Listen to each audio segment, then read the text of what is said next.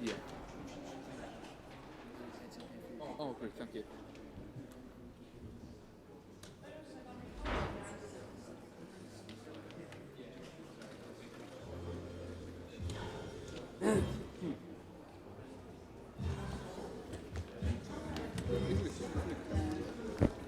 Oh, that's it. Fantastic. Pardon?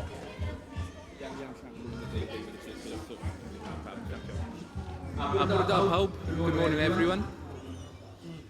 Thank you for attending this event. I'm a former teacher. I used to teach at Bishopbourne Swansea as a sixth form tutor as well.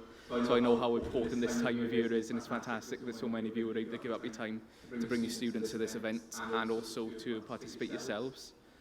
So I'm your chaperone for the day. My name's Greg Scannell. I'm the National Manager for Wales for the Brilliant Club. And I'll be speaking to you a little bit later in the day after lunch about the work that we're doing in Wales, particularly to stretch and challenge more able and talented, right away from Key Stage 2 up to Key Stage 5. But it's my pleasure to welcome to the stage Laura Bruce from the Sutton Trust and Luke Chapman from Advancing Access to speak to you about the session this morning, Research in Advancing Access. Thank you very much.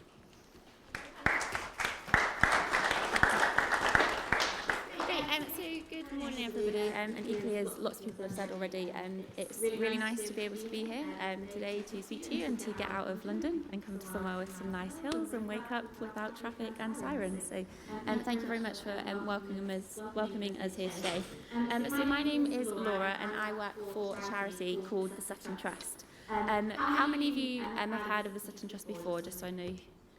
Yeah, so quite a few people, some of you might not have heard of us. I'm going to start off just by giving you a little bit of background on myself so you kind of know where I've come from and what my background is. I'll do a bit of a background on the Sutton Trust and why we exist, and then we're discussing kind of two topics this morning. The first is about researching access, so I'll share some stats with you that the Sutton Trust have found in terms of access barriers to university and the professions for young people from state schools, and then also just give you a little bit of information about some of the programmes that we run to try and advance that access, at which point Luke will also share with you some of the experiences that he has. I've been working for the Sutton Trust not for very long, only for a couple of months at the moment. And at the Trust, I'm a programmes manager, so I'm responsible for running the UK Summer School programme, which we've already heard about this morning. From Chloe mentioned there was a programme that she went on. Greg and I were talking this morning, it's a programme that Greg went on. It's a programme that I went on. Lots of people with experience of having taken part in this programme. And I also run teacher engagement programmes and some other programmes across the UK as well. In a previous life, before I joined the Sutton Trust, I also worked at the University of Nottingham in their widening participation team, so have been working in this kind of realm of widening participation for quite a few years. In terms of the Trust then, apologies if this is things you already know, but just to recap for those of you who might not know. So the Trust is a charity. We were founded 20 years ago, it's our 20th anniversary this year, by a gentleman who is now called Sir Peter Lampall. So Sir Peter grew up on a council estate in the northeast of England, and then proceeded to gain a place at Oxford University. Upon graduation, he moved to the US, ran lots of different businesses, came back 15 to 20 years later, went back to Oxford and found that within his college that he attended, the number of students from state schools had reduced. There was nobody from Wales, and they had reduced the bursaries that were enabled for students to support them from that background. And he kind of took a very personal mission to input £50 million of his own money to set up the Sutton Trust to try and combat this issue. He saw it as we'd kind of digressed in terms of university access, and he wanted to make a difference. So that's why we were founded, and our first summer school was run in conjunction with the University of Oxford in 1997. We consider ourselves a do tank, so we publish lots of research, we work with government to try and influence policy, but we also run programs as well. So we're kind of involved in doing some research and finding out what's happening in education, but also trying to make a difference ourselves by piloting and running programs. And as you can see up here, over those last 20 years, we have commissioned over 170 pieces of research, and we have funded over 200 programs. So at the moment we run about 12 ourselves, but we've also provided seed funding for lots of different charities and programs that run across the UK. And finally, as I also mentioned, we do try and work with the government to influence policy based on our research. So that's kind of the remit of the Trust. So just going to go through kind of a few facts and figures for you. As I mentioned earlier, these are specifically about the access for young people to higher education and access to the professions as well. We kind of look at those two different branches separately. So in terms of some challenges for higher education, here are some stats that we found over the last 5 years. So in one academic year, there were 5 elite schools that sent as many applications to Oxbridge as the 1,800 state schools put together. That's a massive difference, and so our conclusion from that is your likelihood to apply and the support that you're getting from your school to apply to Oxbridge depends on what school you go to. Your school's going to be more used to going through that application process and better able to give you the support, and so that is one thing that we're kind of looking at, which schools do we work with to enable better support there. 1 in 3 professional parents with children aged 5 to 16 have moved to an area which they thought had good schools. So even within the state school sector, parents from more professional backgrounds are moving to areas within catchment areas for schools to make sure that their children gain places at some of the higher performing state schools. So the more money you have, the more likely you are to get into a higher performing school. A young person from the richest fifth terms and neighbourhoods are more than 10 times more likely to go to a Russell Group university than those who are in the bottom fifth percentage of neighbourhoods. So again, linking income to your likelihood of going to university. If you're from that lower fifth income, you're 10 times less likely to get into a Russell Group university. And finally, 36% of bright but disadvantaged boys are seriously underachieving at age 16 compared to 16% of those from more advantaged backgrounds. So specifically looking at students with the potential and the ability to achieve. If you are more classed as more disadvantaged, you are less likely to achieve your potential than your more advantaged peers. So there's so many stats, and these are just a few that we picked out from some of the reports to show you today, to show that this is a problem and there are barriers to higher education for students, whether it's because of the school they go to, the area they live in, or the income of their parents. There's lots of barriers there that we're trying to kind of break down through networks such as this. One of the more recent studies that we've done in the Trust is kind of piloting at the moment is looking at what impact this has on the professions. So not just around getting students to university, but what happens after they've graduated. And again, here's just some stats for you to be able to look through. So you can see on here that 7% of the UK population attend an independent school.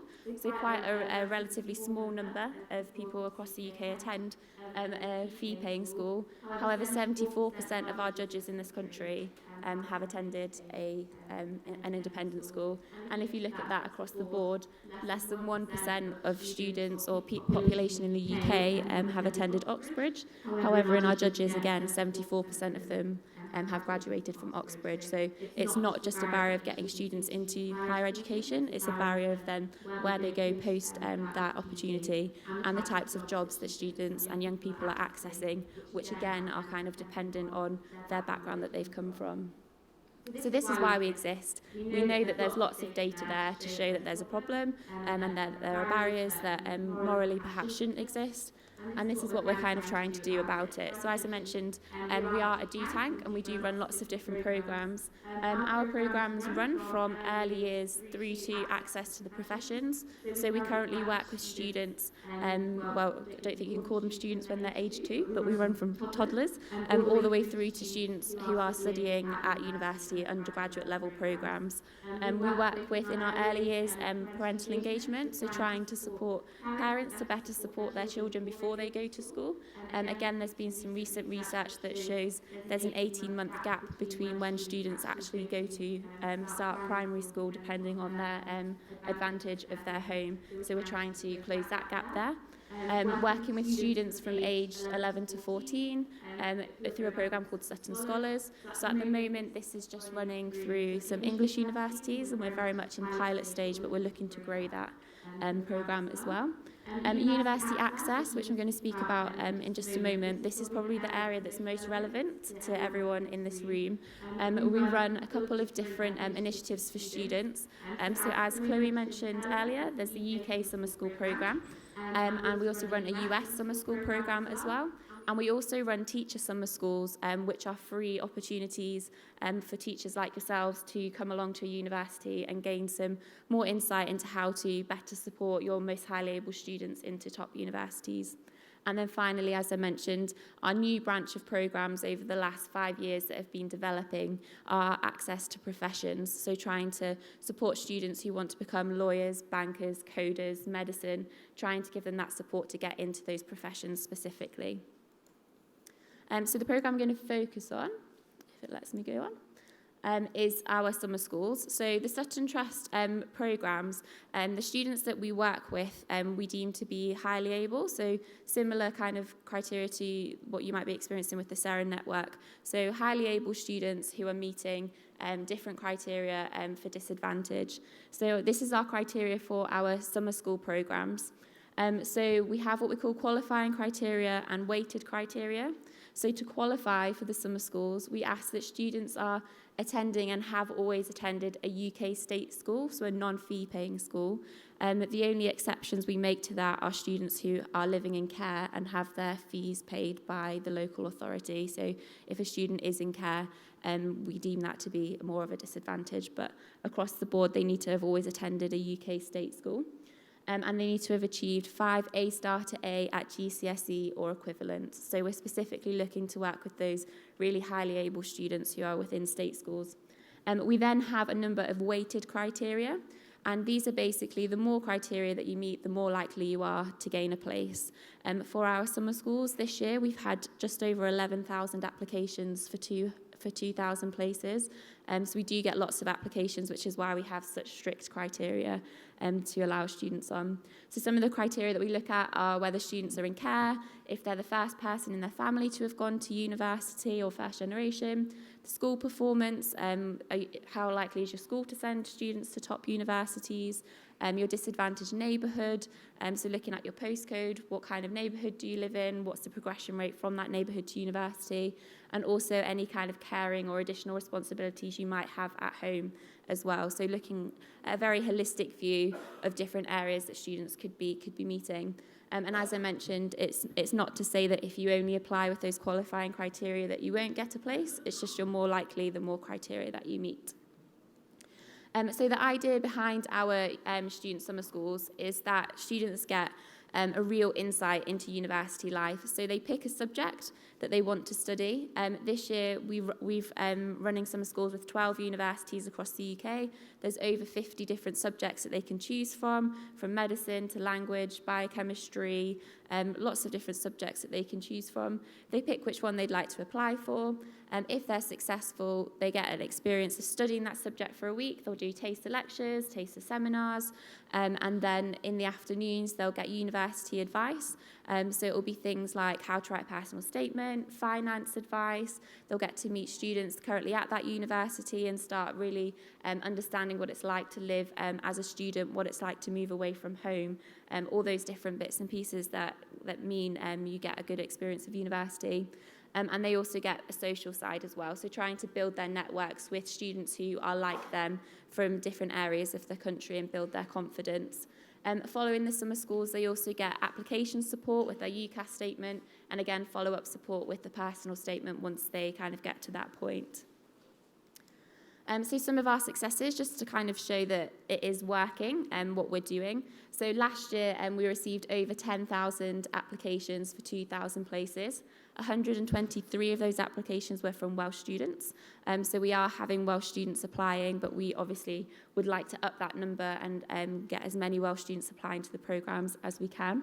And as I mentioned, this year that number's gone up. So our applications closed last week and we had 11,200 applications for those 2,000 places.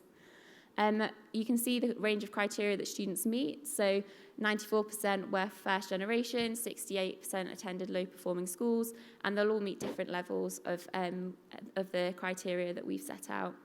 In terms of the success rate, so of the students who attended our summer schools between 2007 and 2012, 60% of them went on to attend a Russell Group university and 5% went on to attend Oxbridge. And you can see that there was a 15% difference in attendance between students who came on a summer school and our control group. So what that means is the students who gained a place and the students who could have gained a place in terms of their eligibility for the programme, but we just didn't have enough places to offer. There was a 15% higher retention rate for students applying to university and to Russell Group universities than there was from our control group. So students who do come on the programme do benefit from it. And you can hear just the stories from Chloe, from myself. I'm happy to talk about my experience. I'm sure Greg will be happy to talk about his. It really does make a difference. So if you do have students that you work with who meet this criteria, I would strongly encourage you to encourage them to apply because it is a really fantastic programme. So some of the ways that we're working with Seren and hope to work with yourselves as teachers. So we believe that this network is truly powerful and able to bring everybody together. Just being able to talk to you today in this room, what I would give to be able to talk to teachers directly about our programmes, I can't tell you. So just the opportunity to be able to talk and engage and answer your questions and hear your thoughts is really beneficial for us, and I hope is beneficial for you too as teachers. As I mentioned, we at the Trust are really looking to increase our footprint across Wales. So we've met with Seren already. We've tried to advertise our summer schools through the Seren network, and we're trying to gain more access around our existing programmes. We are also looking to develop a stronger footprint here, so we want to look to work with some more Welsh universities to try and up the profile of Wales in our repertoire as well. So we're committed as the Trust to kind of not just be here and tell you what we're already doing, but trying to kind of put our money where our mouth is a bit as well and increase the opportunities that we provide across Wales. As I mentioned, we will advertise all our programmes across Seren. And you can, as teachers, can keep yourselves up to date just by signing up to our newsletter. So if you don't want to kind of wait and rely on that information coming through the network, please do feel free to go to our website and just sign yourself up to the newsletter.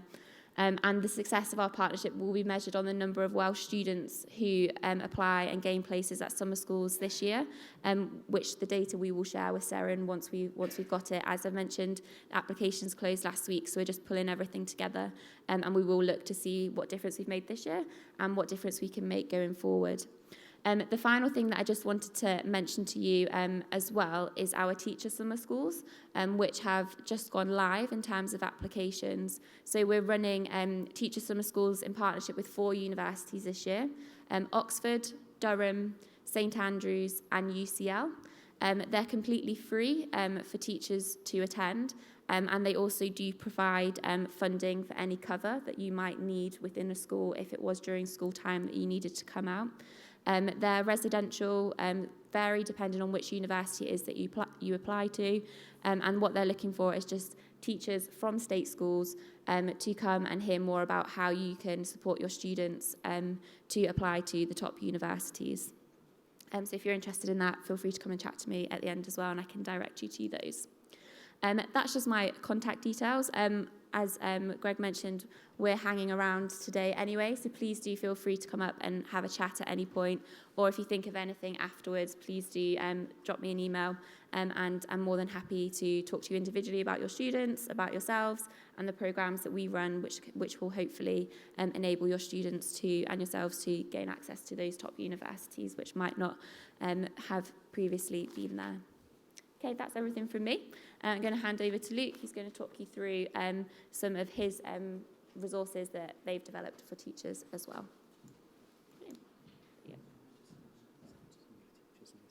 Yeah, of course. So, good morning, ladies and gentlemen. It's now my turn to speak to you. Whilst I'm speaking, we've got Laura and Greg kindly, being back in the classroom, handing sheets out for you.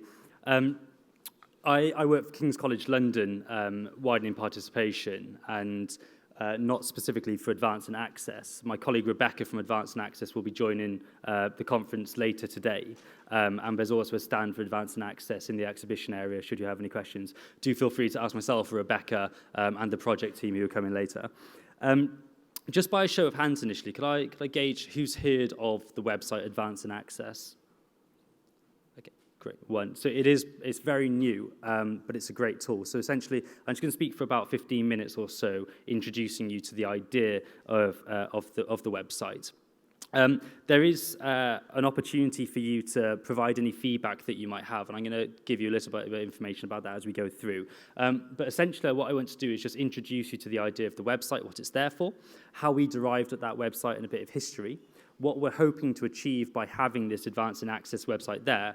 But I'm going to move swiftly through that so I can actually show you the website. So the website is run by 24 of the leading universities who comprise of the Russell Group institutions. It's here primarily for teachers who are supporting their young people. So it's a website for teachers for CPD more than anything else. It's hosted by a project team who are based at the University of Nottingham, and they're a project manager and project assistant.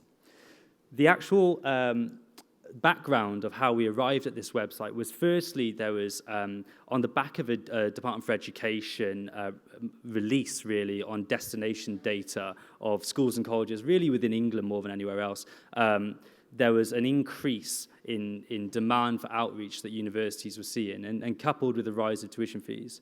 So what the Higher Education Funding Council of England, HEFCE, decided to do was to run a proof of concept phase of this. And alongside this, they were developing the National Network for Collaborative Outreach. So this was part and parcel with that. So the idea of this proof of concept project was to determine if this sort of site would be useful for folks supporting their young people. And that was 2 years of funding or so up until this year. And in 2017, that funding stopped, but universities are now funding that project. So there's 24 universities are funding this Advanced and Access website. So essentially, the whole website has been created in partnership with schools. There's about 100 or so schools that work with the project team in helping suggest and develop content for them to use, and it's really guided by schools. It's for teachers who are helping students basically in year 10, 11, 12, 13 with their choices for moving into Key Stage 5 and then choices going into A-level. And it's also there to provide kind of a peer-to-peer CPD for teachers as well. So if, for example, somebody's got a UCAS lead within the school or college, then they're able to support their members of staff with that. More than anything else, it's here to facilitate a progression to selective universities and courses as well. So the 24 universities who are funding the project, most of whom are relatively selective, but also to facilitate progression to universities beyond those 24 as well. And what we're trying to do by hosting the website is essentially provide an opportunity for teachers to have access to university conference material without having to take time out of school and go to these conferences. So the first part of your worksheet, which I hope you won't mind completing as we're going through, is if I could ask you to suggest, and what I'll do with these at the end is collate them in and provide them to Rebecca at the Advanced and Access stand when she arrives. So what development you currently receive in school?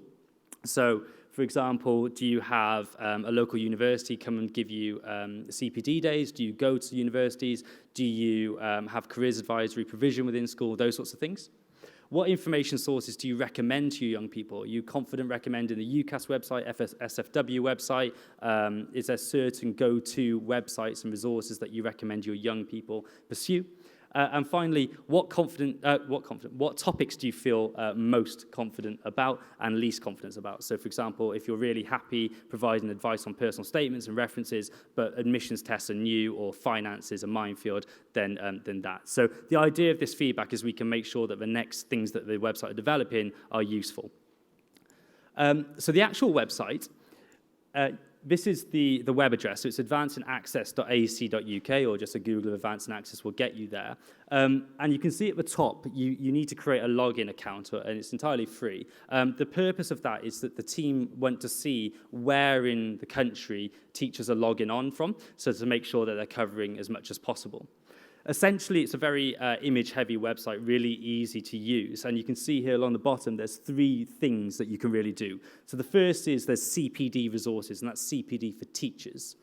There's also virtual conferences, and then there's events by university. So it's collating any teacher-based event that one of those 24 universities is running in a central place so you can see what's going on. So the strands of CPD that the project team are developing, making choices around post-16 study, so what things to consider when making Key Stage 5 choices, introducing the concept of facilitating subjects, the knock-on effect that certain choices will make, and trying to make those informed choices possible.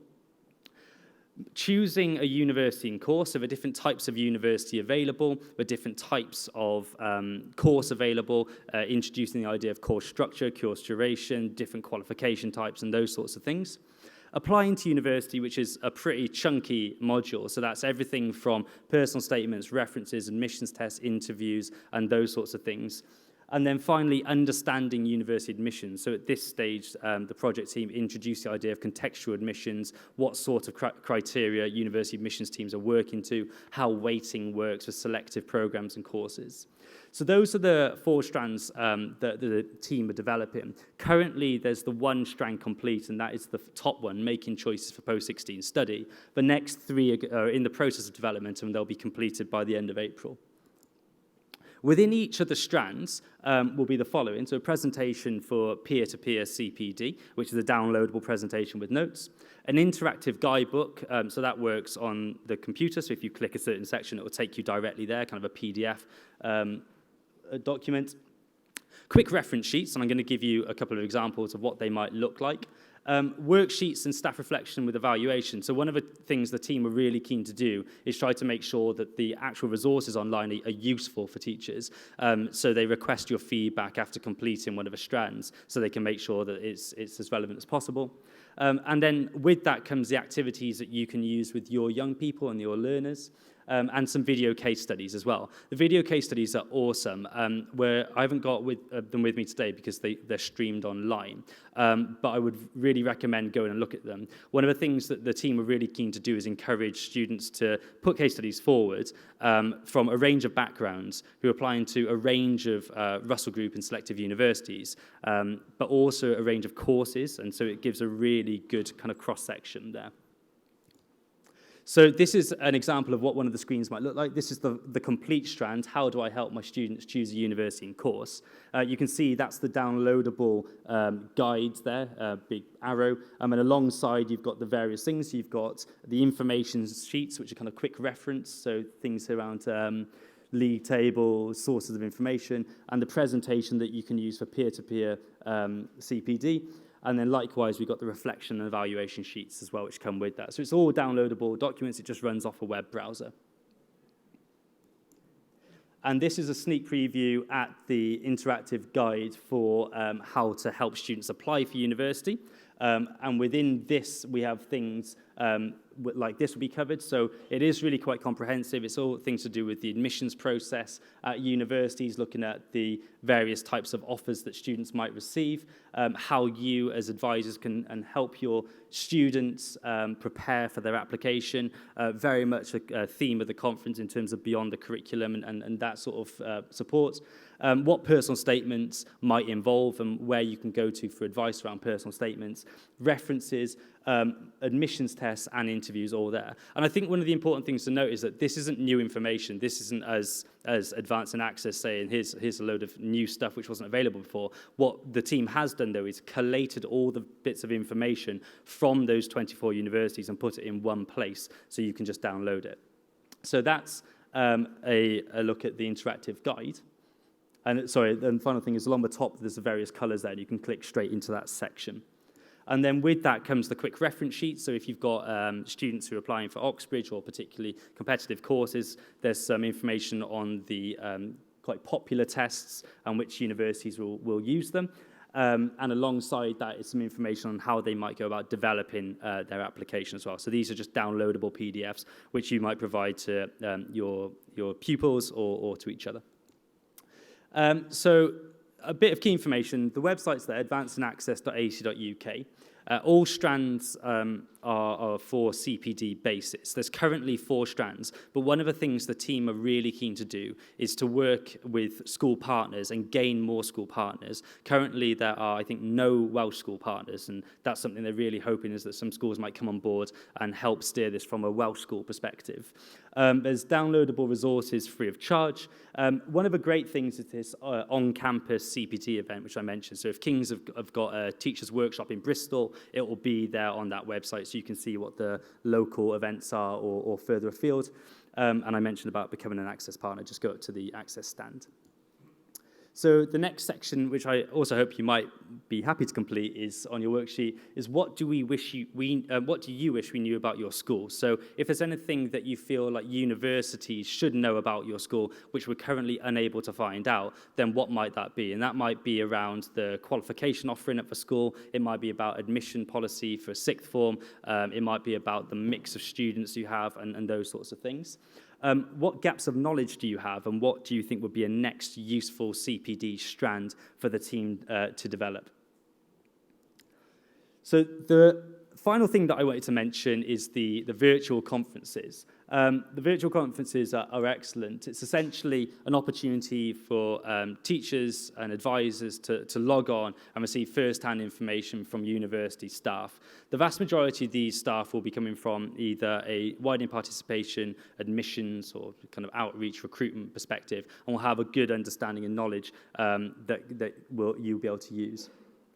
They're very similar to the on-the-ground conferences that you would find, but they're just virtual instead, and you don't need any specific software. This is just run off a web browser, but you do need to have access to kind of earphones or speakers because there'll be presentations.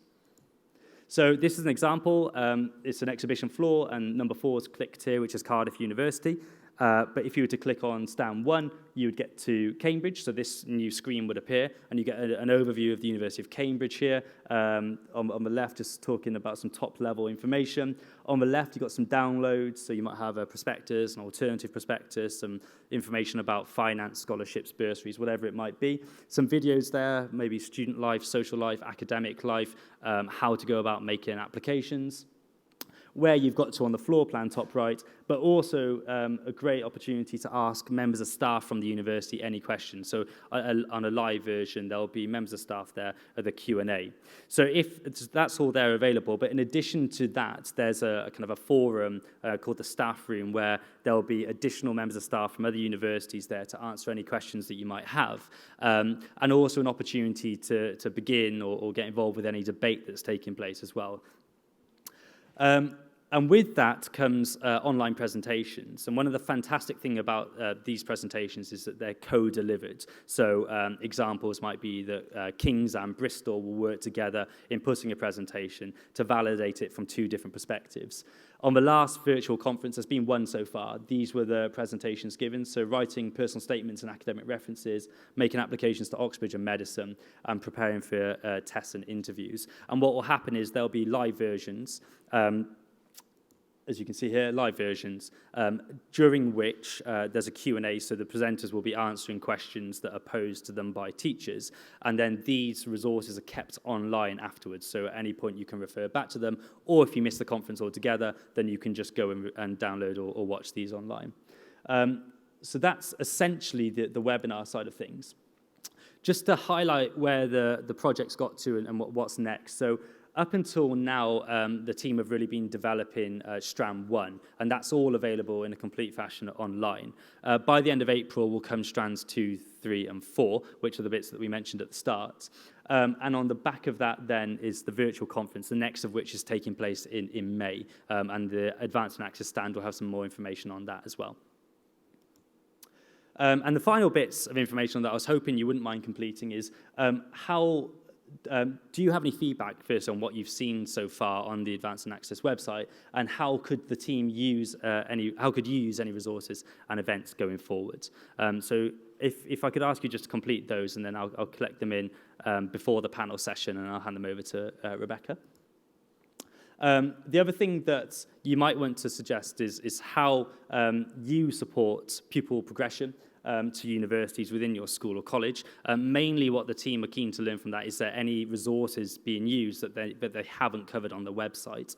And do you have any really good examples of teacher training that's provided, which the team can either couple or signpost other colleagues to?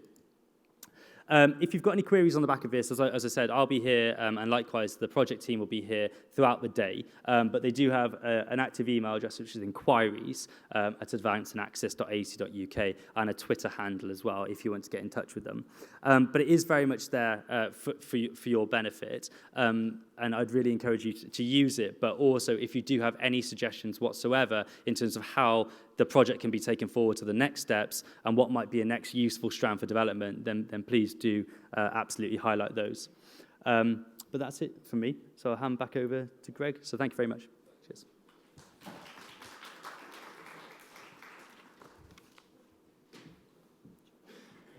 Thank you. That's great. Thank you very much to both Laura and Luke there.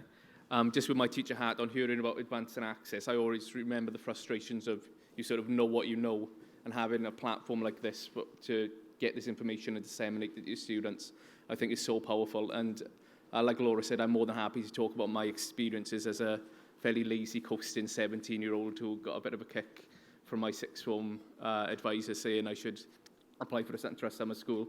And that was really a tipping point in the transformative experience going on that residential to Oxford, and then has informed the rest of my life really as well. So the next part of our day, I'm going to be handing you back over to our MC Hugh, who's going to be chairing our panel discussion with university partners. I'm not sure if they're all present just yet. I can see some are on the move now. We are back on time, really, which is great as well. But if anyone would like a quick comfort break and to return to the room at 12, that would be fantastic. Thank you very much.